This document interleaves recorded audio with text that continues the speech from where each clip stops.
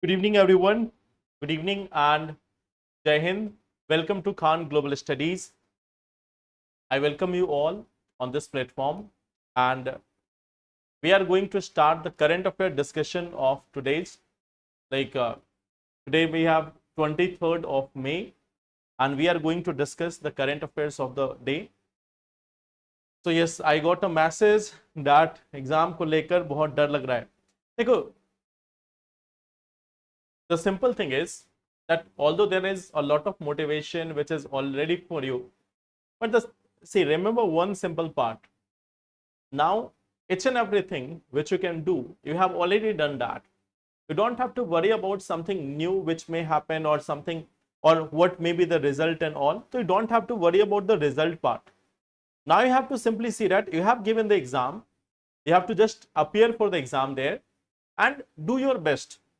That is the only thing which you have to do. You have got 24 hours left of approximately 36 hours approximately, 36 to 40 hours. Okay. So these many times I will suggest you that don't go for reading something. Don't go for like revising the topics now. You have already done sufficient revision. For the next 40 hours, do those things which can help you to calm yourself or keep yourself in control and all.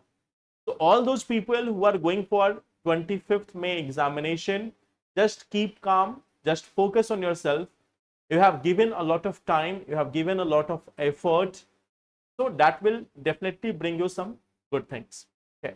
And don't worry about that what will happen in the exam. No one knows about it, so don't worry about it. Everything which will come out of that will be something beneficial for you. Anything which comes out of that exam will be beneficial for you. Just believe in that. Okay.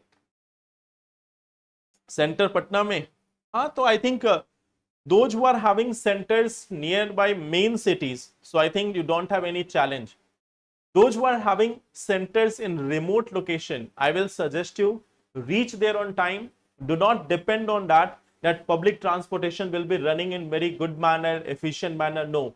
There will be traffic jams, there will be traffic congestion, the weather conditions may become like there can be clement weather condition also. Okay, in some parts of India it is already raining, there is thunderstorms, there is this storm, cyclones and other things which are originating over different places. So there are so many challenges. In Bangalore there is flood also. In various other portions there are so many challenges. So again, I would suggest you that when you have to go for exam, do not worry about a single thing. Just reach there on time. Now you have already done what you have to do throughout the year. So now the portion is just go there in the exam and then just give your full effort. That is the only thing which you require.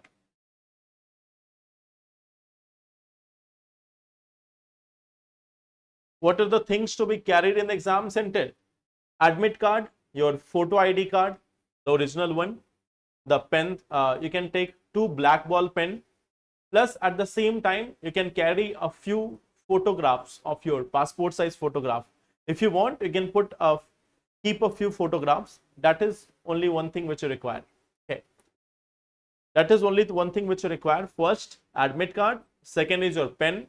At least keep 2 black ballpoint pen. Okay, black ballpoint pen, keep 2 of them.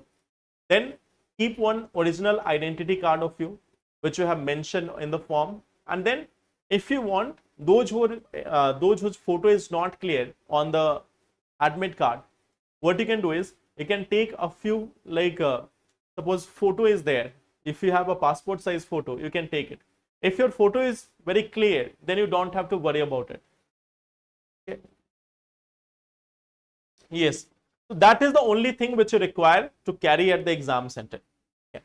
Now, for today's topic, the topics which are there in the news today, the first one which we are going to discuss is about enforcement directorate. This is the first topic which we are going to start. It is from the polity section. Okay. We are going to talk about all about this enforcement directorate. Okay. So this is one part. Second part is FDI in India, which is part of economy. We are going to discuss about this one portion from economy section, FDI in India, the trends and all. The third topic which we are going to talk about is antimicrobial resistance. This is from Science Tech. This is from the Science Tech section. The fourth one from miscellaneous section, or from the miscellaneous or scheme section, we have this Amrit Bharat station. And then places in news, that is Chagos Island. So these are the topics which we are going to discuss in today's session. I am giving you these themes also so that when you are making the notes, you can make it in the separate folder of polity, geography, economy, environment, science, etc. Okay. So this is one part. Okay. So this is one part which we have to cover in today's class. Okay. Now coming to this, one more information for you. You all know that the foundation batch in English and Hindi medium, those who are preparing for 2026 or 27, we have the foundation batch starting from 10th of June. And Hindi medium batch is also going to start from 16th of June. And this is there in you can go to the website, from there you will get the information about it. Okay. One more thing is, we are having this Adhyan batch 3.0. Okay. So here we will have this 360-degree coverage of current affairs. We will also have 3 sessions. We will have 3 sessions per week. One session out of these 3 that will be dedicated to answer writing and practice. This will be dedicated to answer writing and practice. Okay. So we will have the complete coverage of this paper. We will have 3 sessions per week on Monday, Wednesday and Friday. And in that, we will have one session dedicated to answer writing and practice. Okay. We are going to cover everything which is needed for UPSC CAC 2026, both prelims as well as mains. Okay. Prelims plus mains. So we are going to cover this entirely in our Adhyan batch. It is going to start from 9th of June. Okay. So from 9th of June, we are starting this. Okay. So you can register from the website, from the application. So that is one more information for you.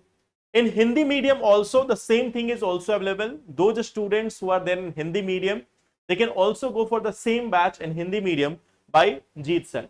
Okay. The same facilities, same thing will be there also.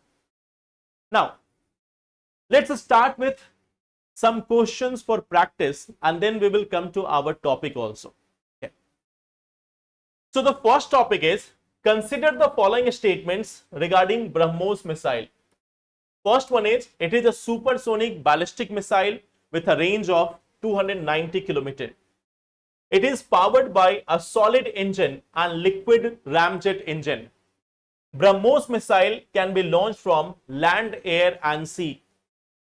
So which of the statements given above are correct? So that is our first question about BrahMos missile. Last day we have discussed about it. So tell me.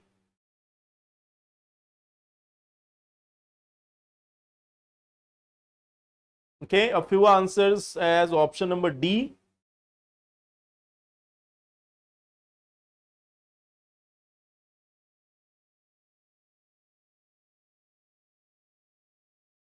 D option. Okay, so just look at this one part. The third option is saying BrahMos missile can be launched from land, air and sea. That is correct. It is powered by a solid engine and liquid ramjet engine. That is also correct. It has a range of 290 km. That is correct. It is supersonic missile. That is correct. But it is not a ballistic missile. This one is a cruise missile. This one is a cruise missile. Last day I told you that the cruise missiles, they are having a horizontal motion. Horizontal motion. That is there in case of cruise missiles. The cruise missiles, they are having this horizontal motion.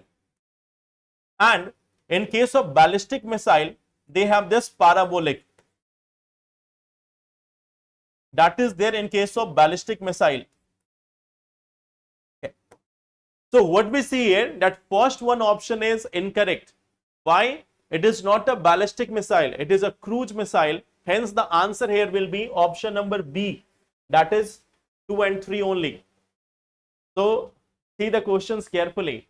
See the questions carefully, then you will be able to answer it correctly. Coming to the second one, with reference to lions in India, consider the following statement. Asiatic lions are found only in western part of India. Male lions are primarily responsible for hunting and taking care of the family. Male lions have a dense mane, whereas female lions have no mane. So which of the statements given above are not correct? Okay. Yes, which of the statements given above are not correct?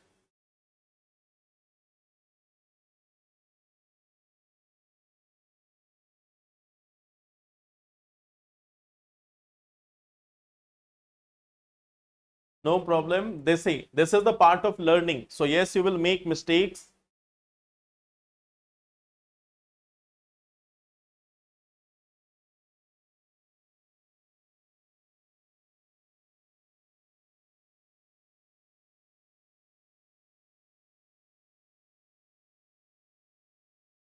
Okay.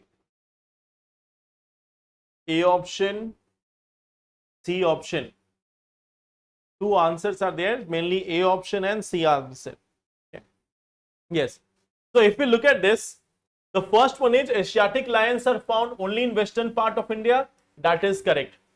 Male lions are primarily responsible. No, it is female lions which are primarily responsible for this. So this second option is incorrect. Third is saying male lions have a dense mane, whereas female lions have no mane. So that also we have seen last day, that mane is basically the hairs which is there on their face. So male lions are having a dense mane, whereas female lions don't have any such mane. So here we see that third option is also correct. Question is asking which of them are not correct. So here the answer is option number C, that is 2 only. Okay.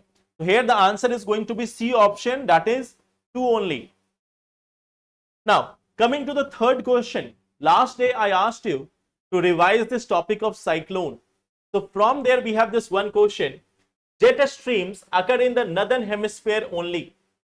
Only some cyclones develop an eye. The temperature inside the eye of a cyclone is nearly 10 degrees Celsius lesser than that of the surrounding. So which of the statement given above are correct?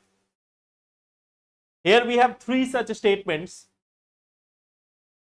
First one is saying jet streams occur in the northern hemisphere only. Second is saying only some cyclones develop an eye. Third one is saying the temperature inside the eye of a cyclone is nearly 10 degrees Celsius lesser than that of the surrounding. So question number 3. Have you revised this topic? Last day I told you that I will be asking question on the basis of it. Last day I told you I will.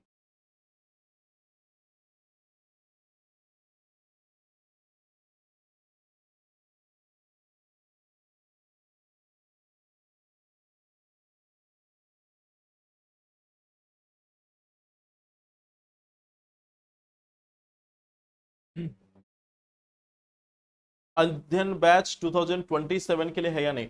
See, the thing is, Anjali, that if you want to join, you can join this batch also. The thing is, if you are preparing for UPSC CSE 2027, since you are already there, you are already preparing for exams, you are already doing foundation course and all, so you can simultaneously cover current affairs also. Now, it's not that the questions will be same, but at least 40-50% content will be same next year also. Around 40 to 50% content will be same next year also. So for 2027 also, if you want, you can join. From that, you can develop this perspective for the mains portion. Okay, so A option and B option. See, first one is saying jet streams occur in north hemisphere only. That is incorrect statement. It can occur in northern hemisphere also, southern hemisphere also. So both hemispheres we have the jet streams. Only some cyclones develop an eye, so that is also correct. It's not that all the cyclones will necessarily have a eye. Some may have a narrow one, some may have a wide zone, some may not even properly develop an eye. Okay. So this second option is correct. The temperature inside the eye of a cyclone is near about 10 degrees Celsius, lesser than that of surrounding. That is incorrect. It can be somewhere plus 2 degrees Celsius to even up to 10 degrees Celsius plus in higher altitudes. At higher altitude. Okay. This is at the surface. This is at surface plus 10 degree. Sorry, plus 2 degree. At higher altitude near about 10 to 12 kilometer in the sky. Here we have temperature like 10 degrees Celsius higher than the surrounding temperature. Okay. So here we are having more temperature, not less temperature. So third option is incorrect. The answer here is option number C, that is 2 only. Okay. साफ दिखाई नहीं दे रहा है. I hope it is clearly visible to all of you, because on my screen it is clearly visible, even on mobile and screen also. Okay. Now, one more question. In the South Atlantic and Southeastern Pacific region, in tropical latitudes, cyclones do not originate. What is the region? First one is saying sea surface temperature are low. Second is saying intertropical convergence zone seldom occurs. Coriolis force is too weak. Absence of land in those regions. Now I know this is a tough question, but remember this one part. Cyclone topic is very important for your exam.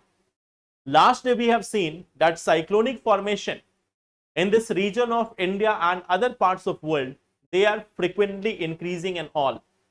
I have asked you to read this topic. Okay.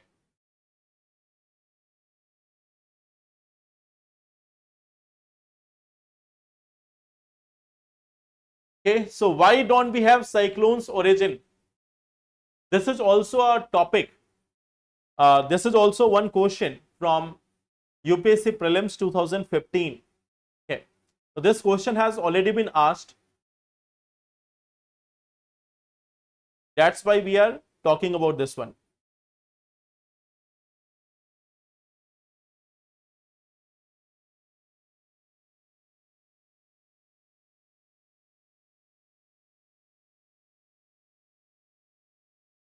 C option. Only one answer. See, the answer here is intertropical convergence zone seldom occurs. The main thing which is required, for formation of this cyclone is, formation of intertropical convergence zone. And what we see that in this area, there is no such formation of intertropical convergence zone. And hence, we don't see formation of the cyclones near this area. So this is one of the most important factor here. Intertropical convergence zone seldom occurs in this area. The answer here is option number B. The option number B will be the correct one. Okay. Now, coming to today's topic. The first one is about enforcement directorate. Now, this is the one topic on the front page. There was an observation from Supreme Court. The observation was this, that ED crossed all limits with the raid on Tamil Nadu government body. So what is the context? Recently, the Enforcement Directorate, it has conducted a raid on Tamil Nadu State Marketing Corporation offices. Tamil Nadu State Marketing Corporation offices. So there was a raid by ED on these offices. Now, they are under the ambit of state government, but there was a raid by ED. So, Supreme Court has said that ED is crossing all the limits here. So, now we are not going to talk about this one case. We are going to talk about this body in total. That what is this body all about? What are its, how it has been created and all. So, we are going to talk about this one organization here. We are going to talk about this organization in our session. Okay. So let's talk about ED first. Okay. So see, when we are talking about ED, Enforcement Directorate, what we see that it is a multidisciplinary organization and it has been given a mandate to see two different things: money laundering and violation of foreign exchange laws. Okay. So it has two main tasks. It has two main tasks to combat one, money laundering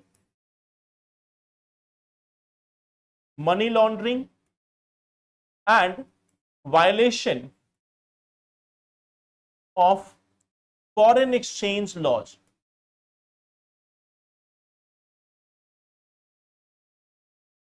So it has been given two very important mandate.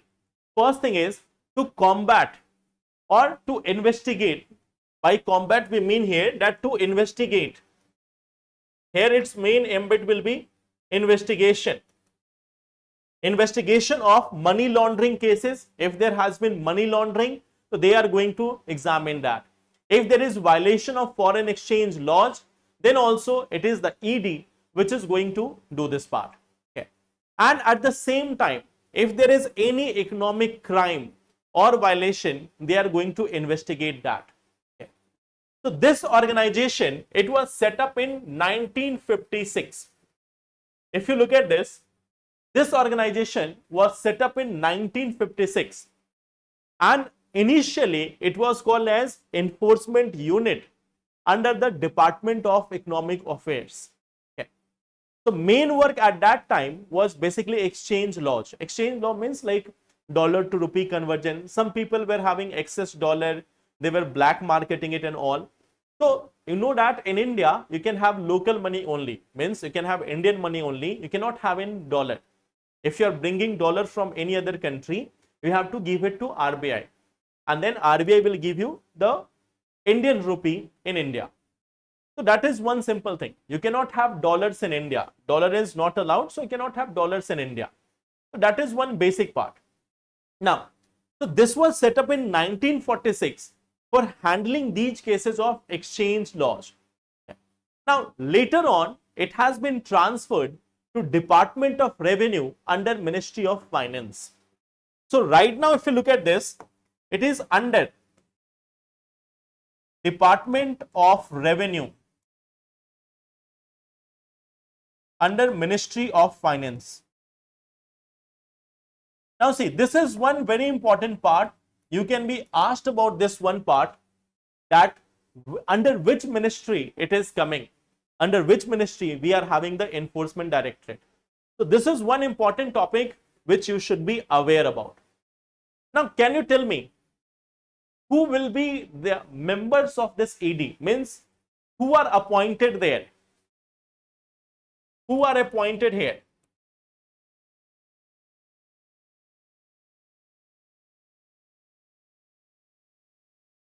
Like if you are looking at this ED, so its members, the officers of the ED, they are coming from which branch of government? The officers of the ED, they will be coming from which branch, which services? Anyone, can you tell me that from which service we will have the members of Enforcement Directorate?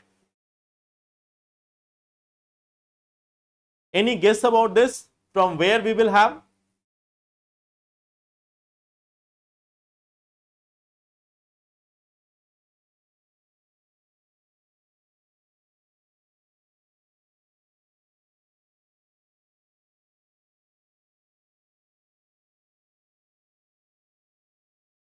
See, basically you have to be aware about this, because here members will be from IAS, it will be from IPS, it will be from Indian Economic Services, plus other promoted officers. Okay. So you will find that these people are going to come from between you. Okay. They will be coming from between you, like there will be members from Revenue Services, Economic Services, IRS also. Okay. or you can make it IRS, Indian Revenue Services. Okay. So from there, you will find the members of ED. So when you are preparing for this exam, at one point of time, some of you may be part of ED also.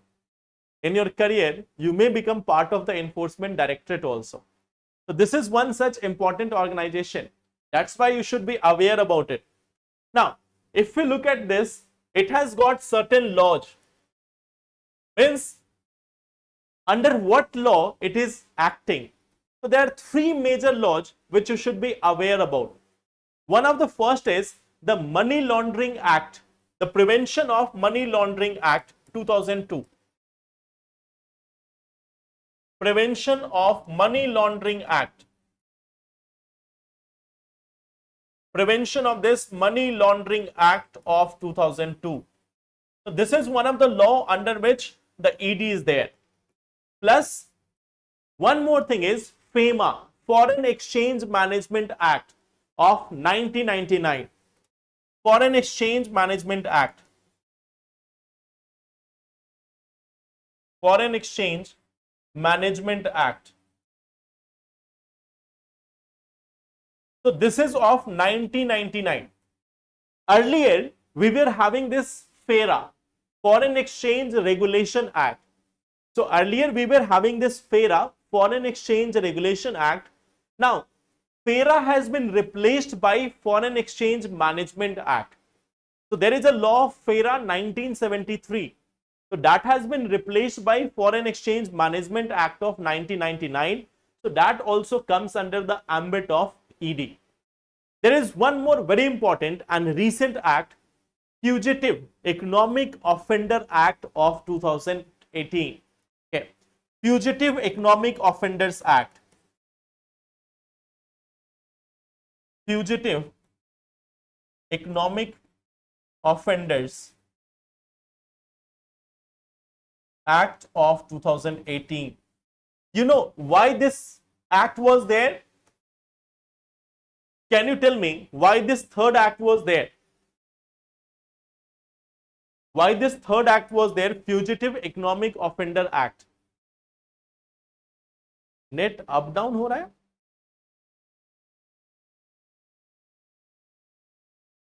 Is it working properly?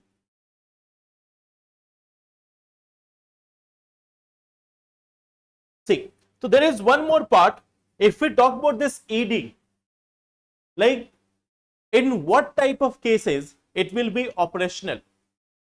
If there is a money laundering case in which the crime is above 1 crore rupees, okay, wherever the proceeds of crime exceeds 1 crore rupees, then ED will take up that case. Okay. If the proceeds of crime is more than 1 crore rupees, ED will take that case. Okay. Video is getting stuck. I think on my screen it is working properly. Maybe some issue may have been there, but is it getting continuously stuck? Just let me know about it. Okay. So see, when ED comes into action,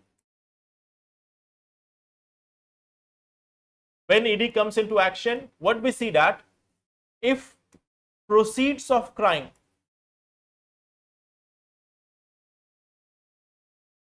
exceeds, if it is exceeding rupees 1 crore, so then in that cases we have the involvement of this Enforcement Directorate. Okay.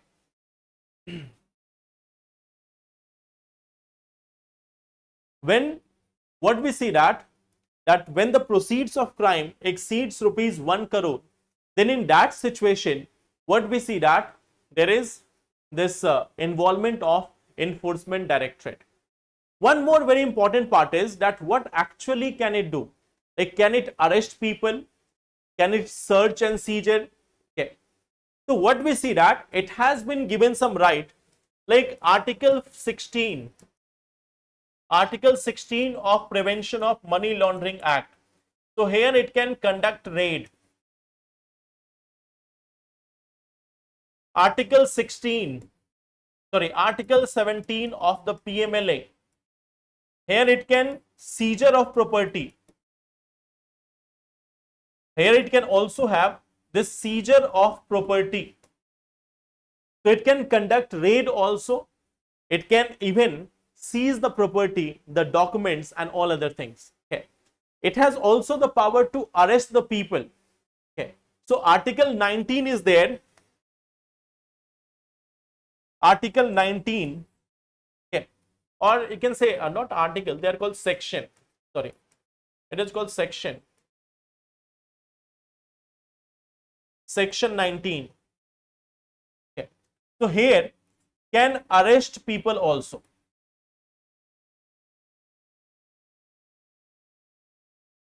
And there is one more, section 50. Okay. There is also this section 50 of the Prevention of Money Laundering Act, where it can search and seizure without calling the person for questioning. Okay. So here, raid without information. You can understand it, raid without information.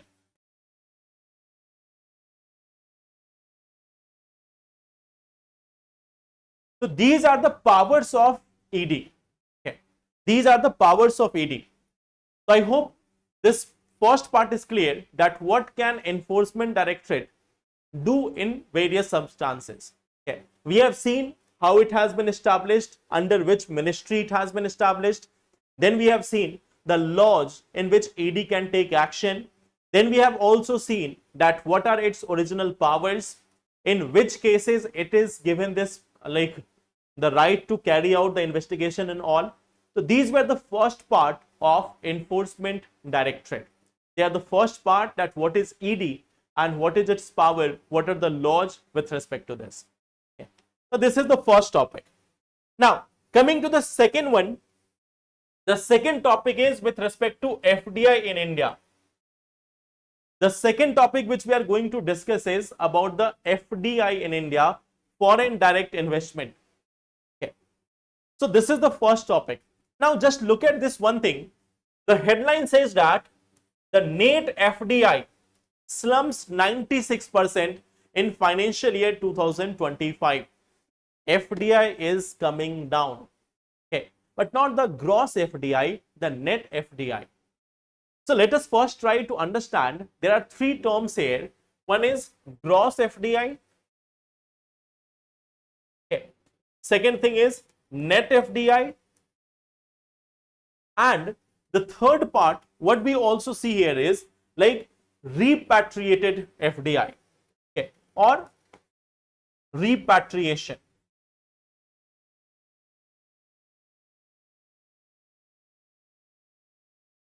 Which you can understand,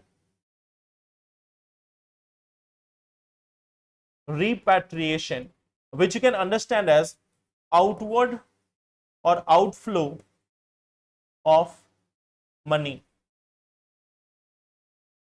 outflow of money or withdrawal of FDI.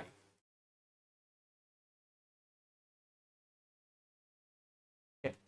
So these three things are here. First is the gross FDI. Second thing is net FDI, and the repatriation, yeah, outward flow of the money. What we see here, that FDI is going out of India. FDI is going out of India. So let's see this part. Let's see this graph. Okay. What we see that, like if you look at this figure, this one is representing the gross inflows. So just to give you an idea, it was somewhere near this 42 billion or $40 billion in financial year 2014. In financial year 2015, it has come to nearly $81 billion. Okay. So gross FDI, it is again $81 billion.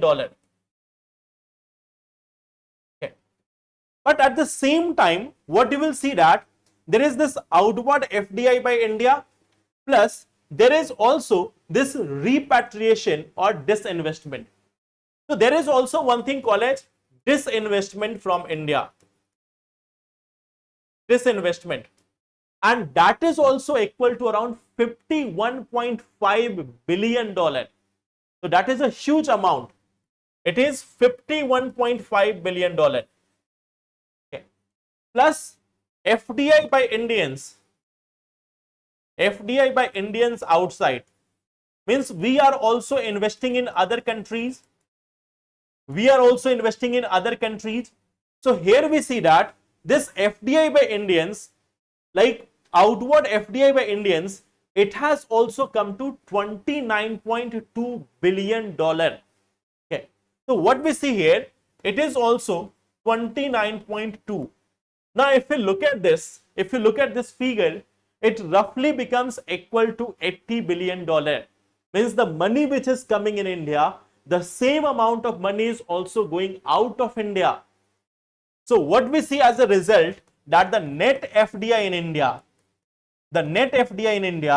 it has remained at a very low figure, that is 353 million. Here we are talking in billion, billion and billion. Here the net FDI in India, means the net money which we have got in India, is only $353 million. So you can see this part, that of course we have got $81 billion as FDI. So that is a positive part. That is almost double of 2014.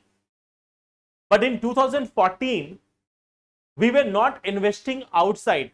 Plus, people were not withdrawing money from India. But what we see now, that there is more withdrawal from India, that is around $51.5 billion. Plus, there is net outward, there is some FDI by Indians also. That value has gone up to $29.2 billion. Ultimately, what we have in hand, $353 million only. Okay. We have got $353 million only. This is the end of the story. We have got very lesser money as compared to the past. Okay. So this is one thing which we are seeing. Now, if we talk about FDI, what exactly is this? If any company outside of India, or if any person outside of India is investing more than 10% in any company, that is what we call as FDI. Okay. So what we see, that FDI is investment of more than 10% value of any company. This is what we call as FDI. And when FDI is actually coming in traditional sense, if FDI is coming, what we see, that this FDI, it can lead to expansion of business. It can lead to expansion of business. They bring money and business is expanded. We see that it also generates, this one also generates employment opportunity. What we see, that the FDI, when they come, they also lead to creation of infrastructure. When FDI is coming, they also get a stake in management. Means if someone is investing more than 10%, so they will also have a role in the decision making of that company. So ultimately what we see, that if FDI is coming, while it is bringing money, they also take some role in the decision making. They can reform the process. They can bring more employment to India. They can create some infrastructure. So FDI is generally considered good for any economy. If more money is coming towards India, then it is considered good. There will be business expansion in India, it will be beneficial for the economy. So that is one thing which we see in case of FDI in India. Okay. फिर से net up down हो रहा है?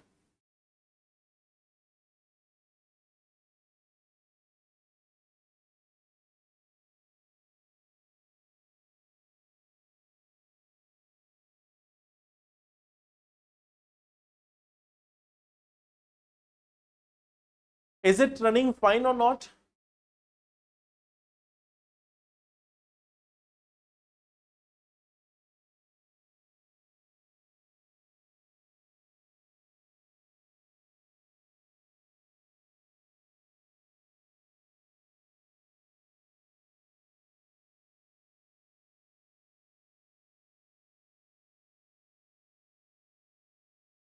Actually, on my screen also it is running fine. Like on my screen also it is running fine. It is not showing any such buffering.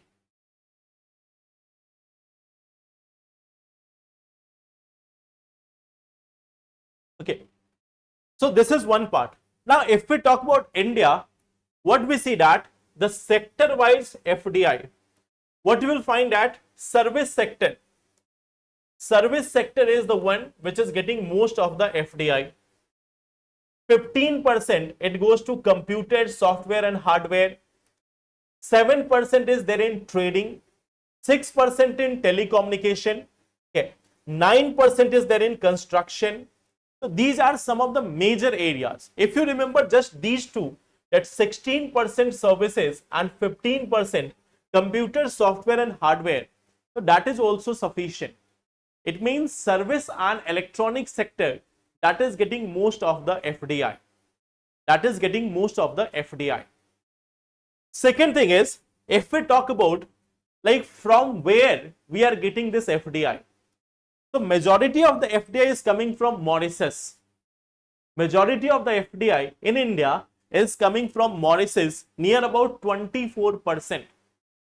Second one is Singapore. This is the second one. First number we can see that is Mauritius.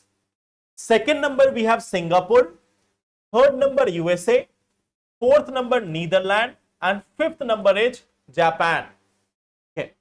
So most of the investment coming from Mauritius, then Singapore, then USA, then we have Netherlands, and then we have Japan. So they are the topmost source of FDI in India. Which states are getting most amount? Okay. So Maharashtra, it is getting most of the FDI. Maharashtra is getting 29%. When we talk about Karnataka, it is getting 24%. Gujarat, 17%. Delhi, 14%. Tamil Nadu, 5%. So what we see that most of the developed states, that is also one challenge.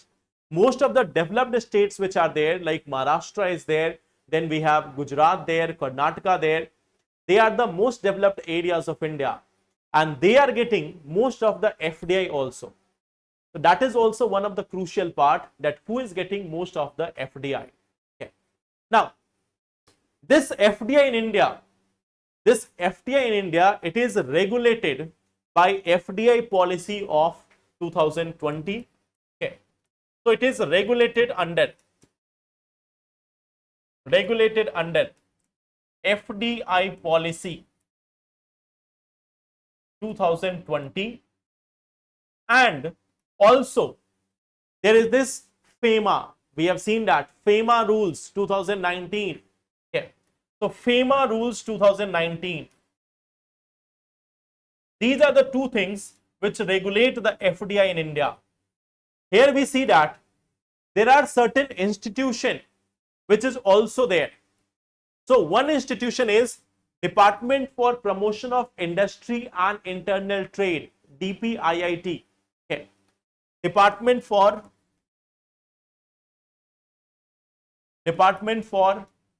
Promotion of Industry and Internal Trade. So that is looking at this FDI. Second one, if we look at this, we have also RBI, Reserve Bank of India. So since RBI is also there, so RBI will also look at the incoming FDI in India. So RBI also regulates. It has the authority to implement the FDI rules, and DPIIT, it is also looking at these FDIs in India. Okay. So these two are the important sections or important institution regulating the FDI. Okay. So I hope that is also clear. Why do they get more FDI? Think about this. They have good infrastructure, they have better policies, they have more protection for the investors. So if all these things are there, there is already a consumer base, there is already a market, there is already an infrastructure. We also see that the bureaucracy and all others, they are also business friendly. So due to all these factors, we see that some of the states are receiving the major share of FDI. They are receiving the major share. You can just see, if you combine only these 4 states, these two accounts for 30 and here we have 53. Okay. So if you combine them, they are getting plus add 1, 5. So these 5 states are roughly getting 88% of the FDI. They are getting 88% of the FDI. Okay. So this is one part. Now, there are certain items in which FDI is not allowed in India. Where do we have prohibition on FDI? One is lottery business. Here FDI is not allowed. Cheat fund, FDI is not allowed. Trading in transferable development rights, that is not allowed. Okay. Manufacturing of cigar, cheroots, cigarillas, cigarettes, etc. Gambling and betting, including casinos. So in these sections, FDI is not allowed in India. What you have to keep in mind, this one section is important. Here again, cheat fund is important, lottery business is important, plus the tobacco industry or cigarette industry. In these sectors, we don't see the FDI in India. Plus, at the same time, we have other sections also, like Nidhi company. Nidhi company are basically banking related companies, cheat fund type companies. Okay. So Nidhi companies are there. Real estate business or construction of farmhouses. Okay. And then atomic energy, railway, etc. Okay. So atomic energy is also there. Plus railway is also there where FDI is not allowed. Okay. So these are certain sections where we don't have the permission of FDI in India. Okay. So now I am giving you this one question for practice. Okay. See, they have asked about this one question in mains. Earlier they have asked about this question, that justify the need for FDI for the development of Indian economy. Why there is a gap between MOU signed and actual FDI? Suggest remedial steps to be taken for increasing actual FDI in India. So that was a question in the past. Now we have a new question which you can practice here. Why there is a declining trend in the net FDI in India? Discuss the possible fallouts of this decrease in the net FDI and also highlight the significance of FDI for Indian economy. So this is one question for you. You can write it in 250 words. So I hope all of you can write this question. Why there is a declining trend in net FDI in India? Second, discuss the possible fallout of this decrease in net FDI. Third, also highlight the significance of FDI for Indian economy. Okay. Sir, मुझे current affair कैसे start करूं समझ ही नहीं आ रहा. Okay, don't worry about this, Rashmi. Right now, go with the classes. And in this upcoming week, we will have a session on this part, that those who are new to the preparation, how you can prepare the current affairs and all. So we will have a proper session on this, that how you have to approach the current affairs. Okay, don't worry about it. We will have an individual session. Okay. Now, coming to the next topic. New drugs arrive on the block, but AMR threats continue. There is one thing called as antimicrobial resistance. Okay. There is one thing called as antimicrobial resistance, and This is one of the main challenges in the world right now. Okay. If we talk about this, Rashmi, in the next week itself, I think on Tuesday or Wednesday, we will have that session. Okay. Or I will give a recorded video by next Monday itself, and there we will discuss. Okay. Why India not allow FDI to Indian Railways? We have need so many improvement in railways. That is correct. But see, many of the sectors, so why do you think that only FDI can bring change? Why only FDI can bring change? If the government is willing to introduce some changes in the Indian railway, I think government has the largest resource, government has the highest manpower, government has got access to the best technology. Like, it's not any African country. We are talking about Asia. We are talking about India, the 4th largest economy of the world. We have one of the greatest talents of the world. We have the greatest manpower, the human capital. So if a reform is needed, and if there is a political will for that reform, that can be done indigenously also. And see, there is always one thing. We can depend on foreign sources. But if anything, which we have learned from the recent events in the global affairs, that you should have your own technology, you should have your own company, especially for infrastructure, especially for banking, especially for defense. In these sections, you should have your own investment. Okay.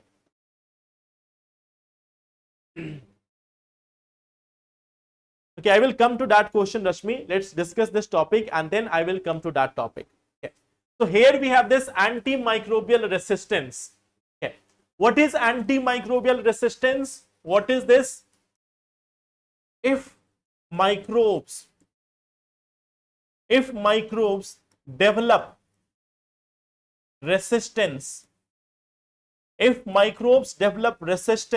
against diseases, against medicines, then we call it as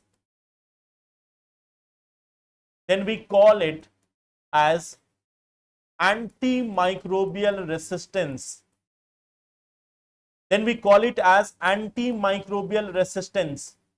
Okay. So if microbes are developing this resistance, if microbes are able to resist the impact of medicines, this is what we call as antimicrobial resistance. This is what we simply call as antimicrobial resistance. Now the question is, why we are having this antimicrobial resistance? What are the causes? So let us see this part. Okay. The first cause is overuse or abuse of antibiotics. Nowadays, you see that if people are having any such simple problem, from headache to stomach ache to any such problem, they start this one thing called as self-medication. And when people start this self-medication, they become doctor through the WhatsApp University. Okay. So they become this doctor and then they start using all these pills indiscriminately without even consulting a doctor.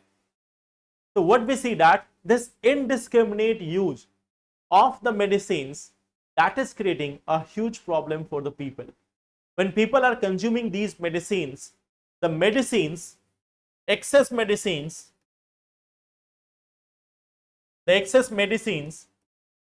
they go in the environment. They are released in environment.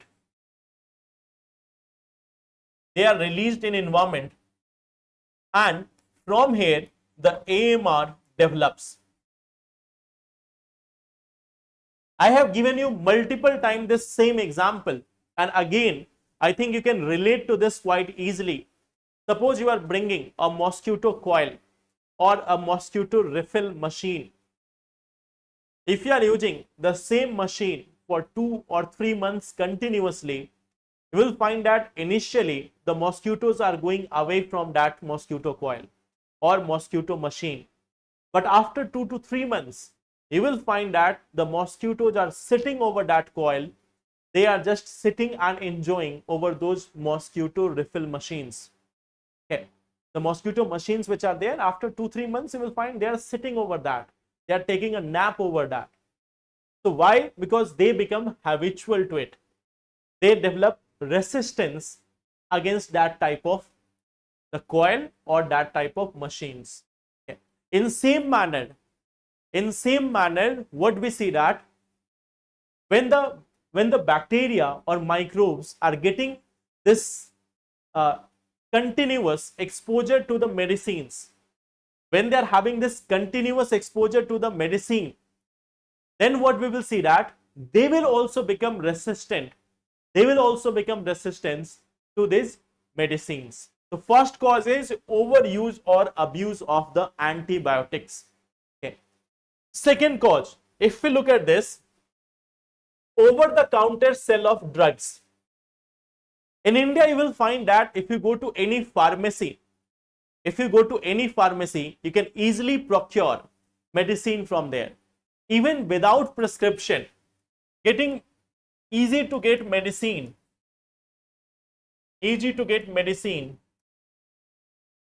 without a prescription.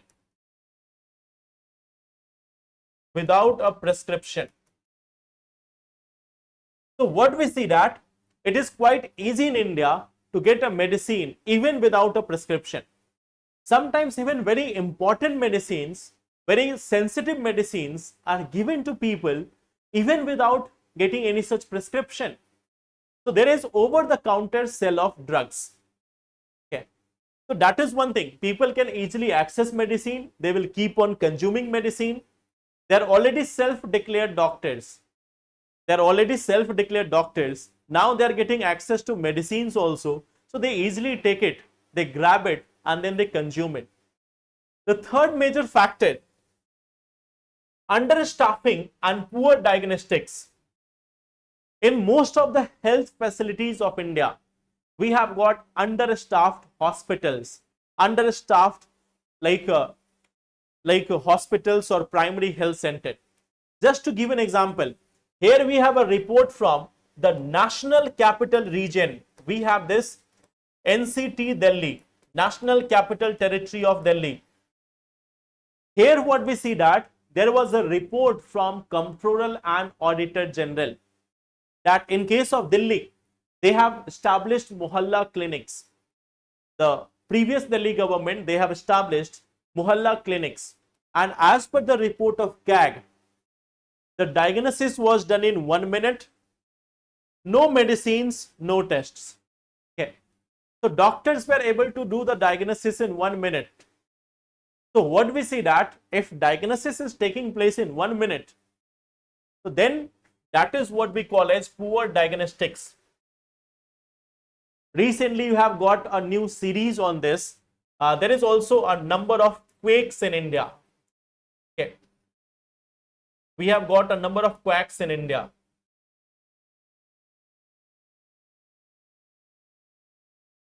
Okay.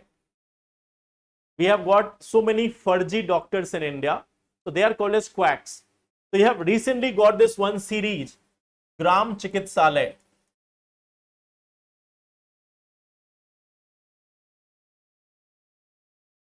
Okay. So recently you have got this one series on this Gram Chikitsalay. Okay. So there also you will find that the quacks who are there across the villages, across the cities, they are taking money from people.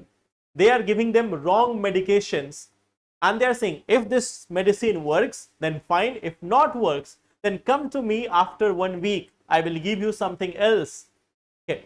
So there is poor understaffing, poor diagnostics, and the quacks in India, they are all responsible for this antimicrobial resistance. Now, this is not a light matter. What we see that, just to give you one figure, in case of India, there has been 2,97,000. These many people died in India. Why? Because of antimicrobial resistance. There has been death of 2,97,000 people in just 2019. In only 2019, we have got death of these many people due to antimicrobial resistance.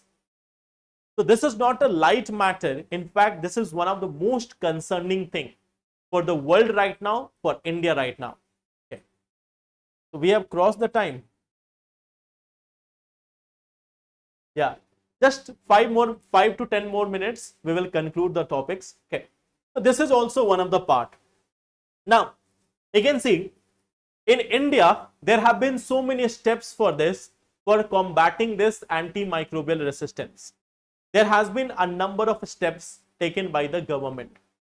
Like in 2017, what we see that India has launched National Action Plan. We have got this National Action Plan on AMR, antimicrobial resistance. So we have started this National Action Plan on antimicrobial resistance in 2017. Okay. Kerala, it is one of the first state in India to have its individual antimicrobial resistance, a strategic action plan. So Kerala has also got it on plan. Okay, it's on plan for combating this antimicrobial resistance.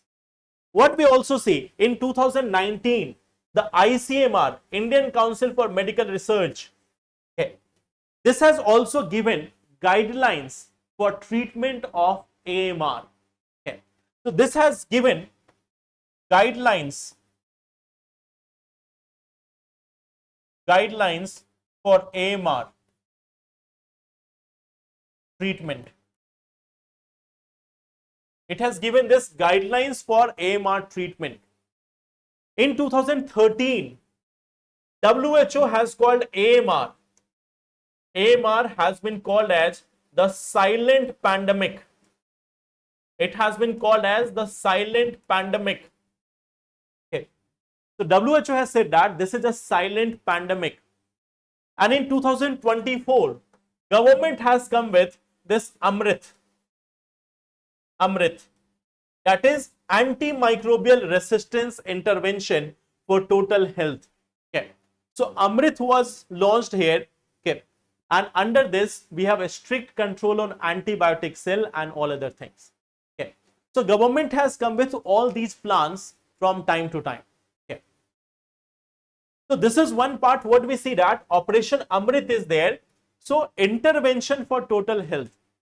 So under this part, what we see that they are saying that surprise pharmacy inspection, that they will directly go to any of the pharmacy and they will check if the pharmacy is giving the medicine without prescription or not. So that is one thing which has to be done by the government agencies and all. So we have got this Amrit plan in 2024. You will find that one more thing is there, that is red line campaign. On antibiotics, you will find that there is a strip like this. There is a red strip like this on antibiotics. So this is a red line campaign for awareness generation. This is for awareness generation, that people can be made aware that okay, if you are having antibiotics, then without prescription you cannot have it. This is going to have a bad impact on the society on each and every part. Okay. So that is one thing which we see in case of antimicrobial resistance. There is a red line campaign also. Okay. So these all things are there. If you want to see that what is the way forward, so you can take the WHO Global Action Plan on AMR. You can take this one as example. What they are saying rage awareness. First part is rage awareness. The first one is rage awareness. Second part is saying strengthen research. So that is the second part. Third part is saying prevent infection. prevent infection. Fourth part is optimize drug use. Optimize drug use. And fourth part is invest in innovation. Invest in innovation.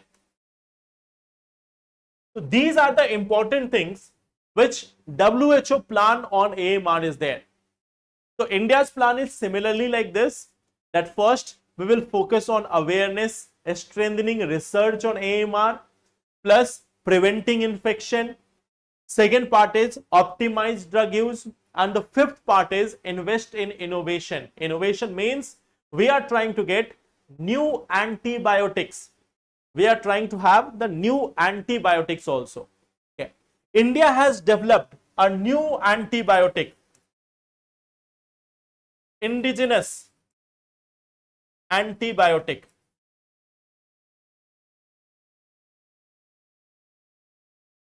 India has developed a new antibiotic.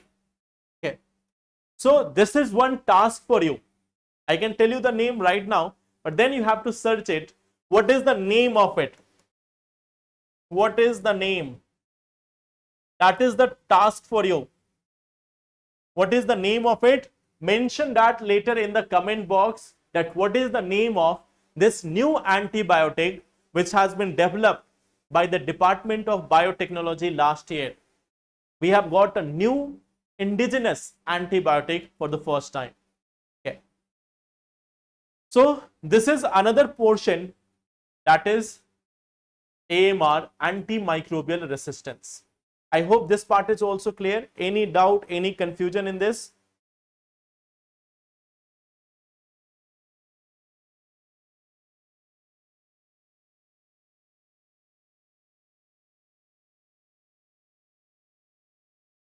Any doubt or confusion?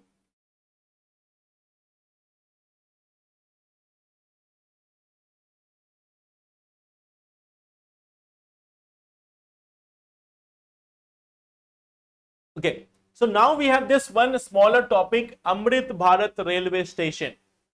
So government has come with this Amrit Bharat railway station. So under this part, there will be development of the railway infrastructure in India. Okay. So how this all is going to be done? Just to give you an idea. So there is going to be tailored plan for each and every station. Like it's not that the same plan for all station. Unique plan for all station. That is the main part here. Unique plan for all railway station. All railway stations. So we have got this new scheme, Amrit Bharat railway station, under which government is planning to reform around 103 railway stations across India. So there will be, how it will function, upgrading the station infrastructure. There will be upgradation of the infrastructure of the railway station. Second part, modernization station building. Modernizing the buildings of these railway stations. You may have seen that at various railway stations, if you look at the buildings, if you look at the railway tracks, if you look at the bridges which they have created, so many of them, they have become obsolete. Many of them, they have become quite dangerous even. So modernizing the buildings of a station, that is also one part. Third is integrating both sides of the city through the station. Sometimes in some of the cities, you may have seen that one part of the city is well connected to the railway station, but the other part, it is having a lot of challenges. The other part is not that much well connected to the railway station. So railway station is sometimes in the middle of the city. There are two parts of the city, one on one side, second on other side. There are bridges connecting them. And now what we see that there is going to be a plan for connecting them all together. So that one part is also there. Improving connectivity with other modes of transport also, like buses and all, they will also be connected along with these railway stations. Okay. So that is also going to be part of this. Okay. Then what we see that it will also have eco-friendly initiative, noise reducing tracks, comprehensive planning to enhance overall environment. So that is the main target under this Amrit Bharat railway station. So railway stations, in example, you can mention that. In the prelims, you may not get a question on this directly, but in examples, like what government is doing for infrastructure creation, what government is doing for railways. Suppose you are getting some mains question about this, about railway topic or stations or infrastructure in India. So there you can mention that government has recently come with this Amrit plan for modernizing the railway stations across India. So there you can put that as one of the example. Okay. Okay. Now, one last topic. There is one thing called as Chagos Island. So last time also we have discussed this, and here also we are going to talk about this. So there is this one island which is Chagos Island. You can see it here, Chagos Archipelago. And here we have another one, Diego Garcia. So there are two such island nation, and what we have seen that finally it is being given, it is being transferred. Okay. Transferred. They are being transferred to Mauritius. They are being transferred to Mauritius finally. Okay. Basically, when Britain left this Asian area, when they have left this Asian area, what they have done, they have tried to control this Indian Ocean region. And there they have occupied multiple such islands, and one of those islands was Chagos Island.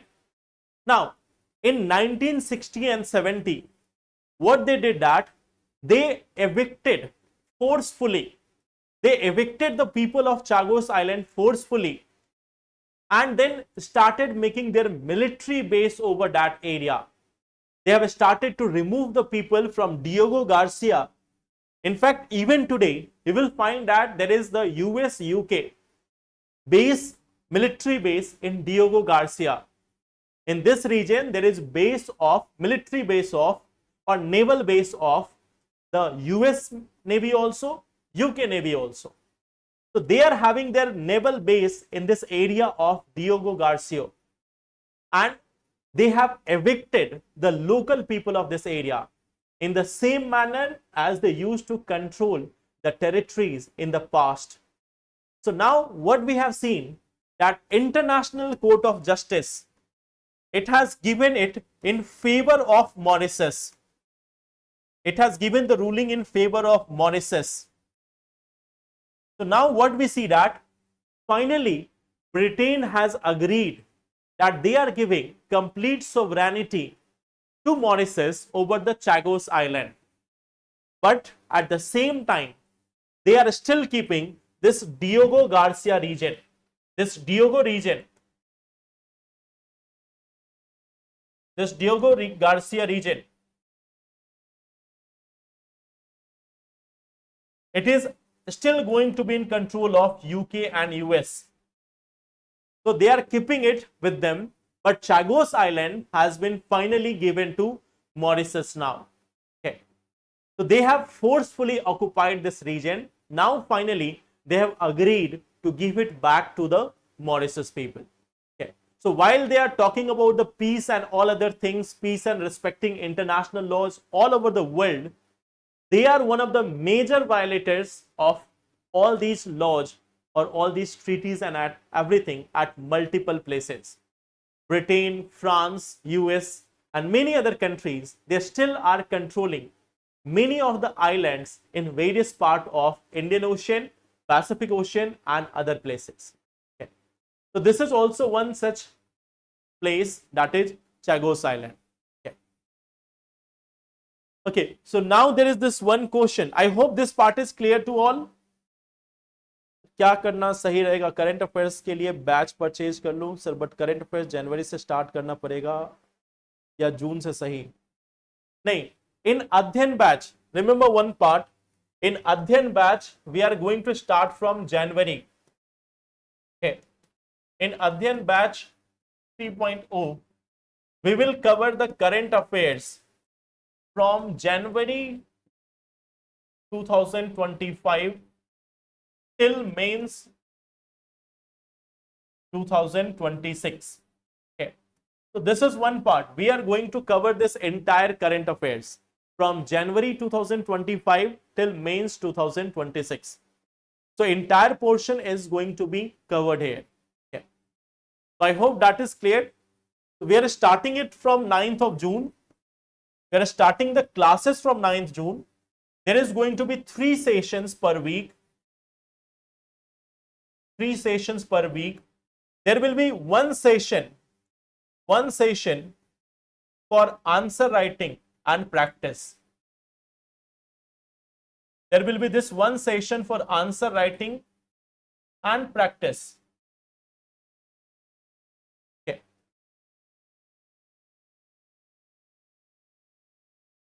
Yes. So this is one part. Now, so Chagos Island we have discussed. Okay. There is one more information for you.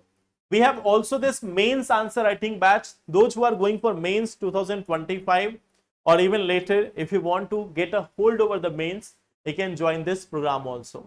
And these are the optional batches we are starting at Khan Global Studies.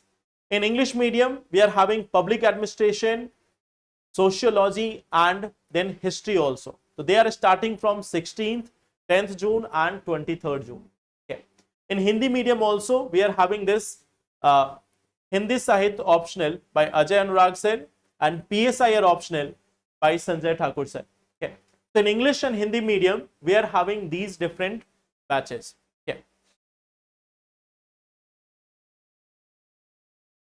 No, Rashmi, the batch which started in January, it was for UPSC 2025.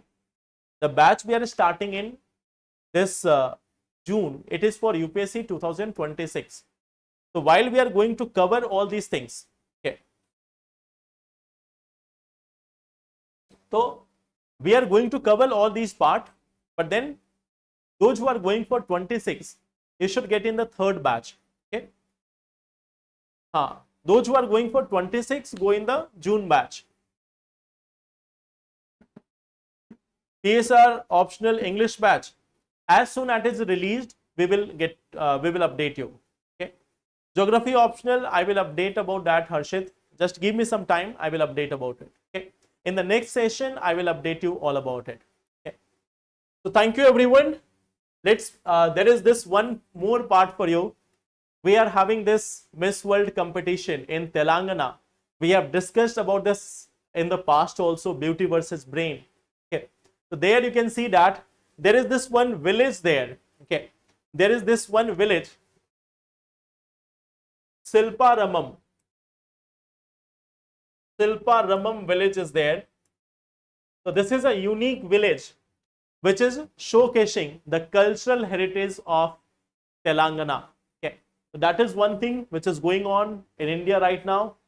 Thank you for watching this. Do tell me about that one question, that what is the name of the antibiotic which has been developed by India recently. Okay. Thank you. Take care and all the best. Thank you.